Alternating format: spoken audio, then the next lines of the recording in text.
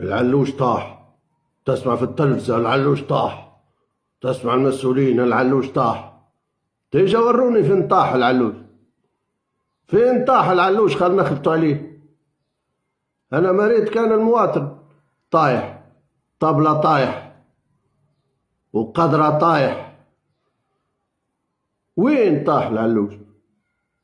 طاح كيفاش طاح العلوش؟ فهموني كيفاش طاح. تدخل الرحبة بتاع العلالش كأنك داخل سوق كراهب، تسمع بزوز ونص، ثلاثة ونص. أبي خويا بقداش العلوش؟ خويا ذاك عاطين فيه 1650، عاطين فيه 1650. وهذاك بخنانة شعطوه عاطين فيه 1450. بالله شكون اللي عطيه فيه؟ وريهم لي اللي عطوه فيه 1450. وريهم لي شكون اللي عطياك وتعدى ولا كيفاش عطوك فيه؟ فهموني هاللغة اللي حفظتها. عطوه فيه 1450.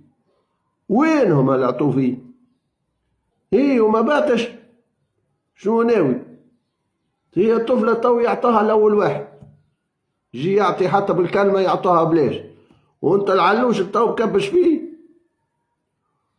بالة القرد كانت ب30 دينار ب35 دينار، تو ولت ب4000 وب3000 وشي.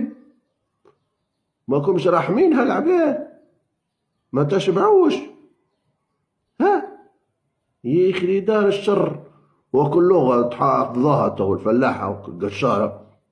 خويا رانا تعبين عليه ونعسوا عليه.